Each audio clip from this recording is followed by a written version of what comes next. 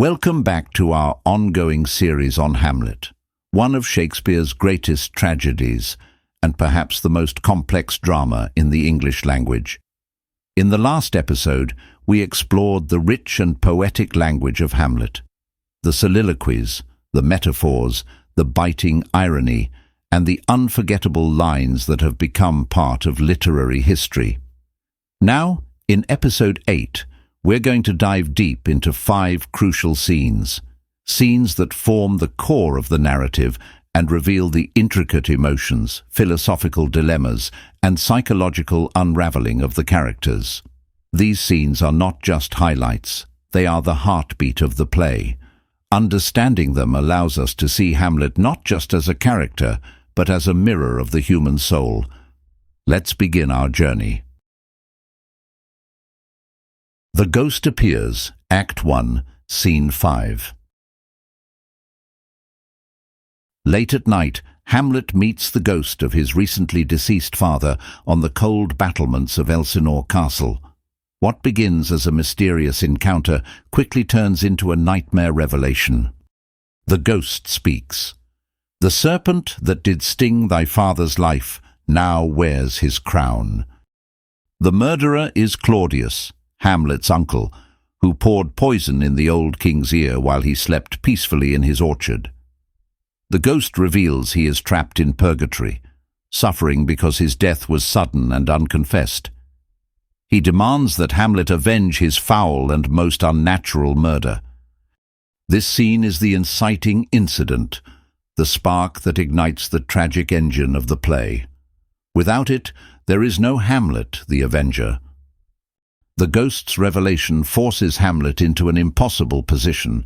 He must kill his uncle, who is now king and who has married his mother. Revenge is no easy path, especially when shrouded in religious doubt, ethical ambiguity, and political risk. This scene also marks the introduction of the supernatural. But Shakespeare cleverly leaves room for doubt. Is the ghost really Hamlet's father? Or could it be a demon luring him into sin? It introduces central themes: revenge versus justice, appearance versus reality, the supernatural and the unknown, the burden of duty. Key quote, "O my prophetic soul, my uncle." With this line, Hamlet realizes that his deepest fears were true. His world is turned upside down, and he becomes a man burdened by knowledge and paralyzed by it. Literary insight. Some scholars believe the ghost represents the Catholic concept of purgatory, something very relevant in Shakespeare's England, where Protestant and Catholic ideas clashed. The ghost's spiritual state mirrors Hamlet's own moral and spiritual crisis. To be or not to be, Act 3, Scene 1. Summary. Alone on stage, Hamlet delivers the most famous soliloquy in Western literature. To be or not to be, that is the question. Here, Hamlet contemplates existence itself. Is it nobler to endure life's suffering or to end it all and risk the unknown after death? He muses about the undiscovered country from which no traveller returns. Why it matters. This speech captures Hamlet's inner torment like no other. He is not plotting revenge here. He's facing a much deeper question. Is life worth living? The soliloquy is profoundly philosophical. It's not just about suicide. It's about fear, faith, and the human condition. Hamlet's indecision is no longer just about Claudius. It's about himself, his soul, and the unbearable weight of being. Themes explored include mortality and the fear of death, the paralysis of thought, the search for meaning in suffering, the gap between intention and action. Key, quote, "Thus conscience does make cowards of us all." Hamlet acknowledges that deep thinking, conscience, often prevents people from acting. His moral and intellectual nature traps him in a cycle of hesitation. Fun fact: this soliloquy has been adapted, quoted, and parodied more than any other piece of dramatic writing. It's been used in movies, books, TV shows, political speeches, even advertisements.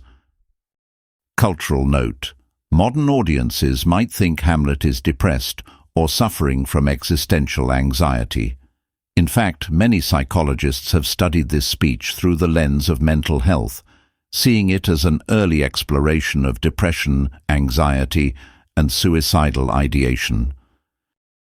Ophelia's Madness, Act 4, Scene 5.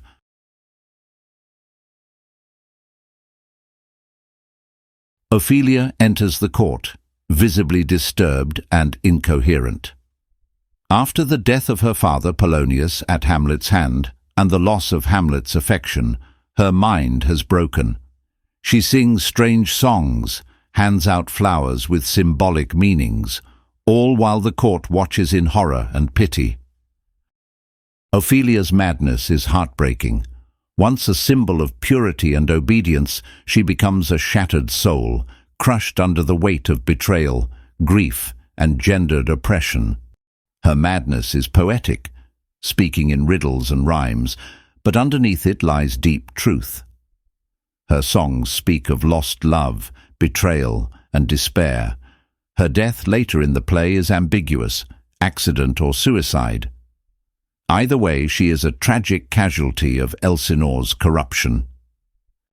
Themes include madness as both real and symbolic, women's powerlessness in a male-dominated world, the destruction of innocence by political and familial strife. Key quote: "There's rosemary, that's for remembrance." Each flower she distributes holds a meaning. Rosemary, remembrance; pansies, thoughts; fennel, flattery and deceit; rue, sorrow and repentance. Symbol alert: these flowers aren't random, they are a coded message to the court. Even in madness, Ophelia speaks truths others dare not utter aloud. Critical view: feminist critics often see Ophelia as a symbol of how patriarchal systems silence and destroy women. She is used, controlled, abandoned, and ultimately discarded. The final duel, Act 5, Scene 2.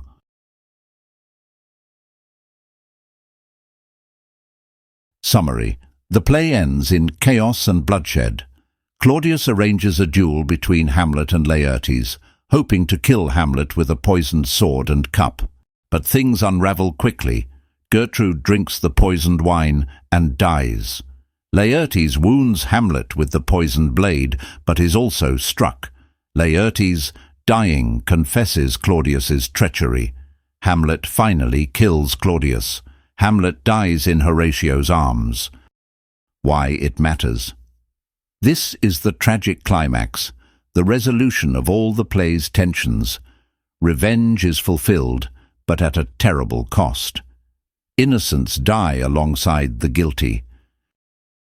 Hamlet finally acts, decisively, violently, without hesitation. But it is too late to save himself or others. The stage is littered with bodies. Themes include revenge and its consequences, fate and mortality.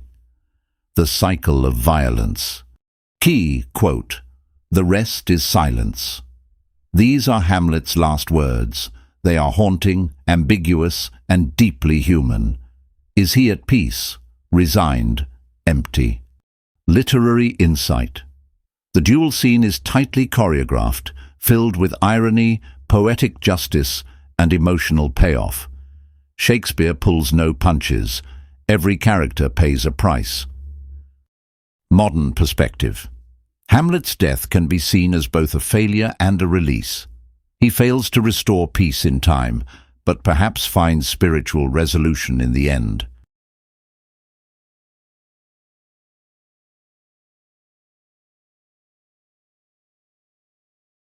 Next in Episode 9, Shakespeare's stagecraft and structure in Hamlet. In the next episode, we'll explore how Shakespeare built this play. The 5-act structure, scene transitions and pacing, the use of dramatic tension, stage directions and emotional beats.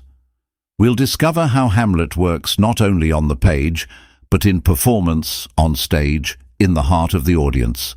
If you're enjoying the series, don't forget to like, subscribe, and hit the bell icon so you never miss an episode.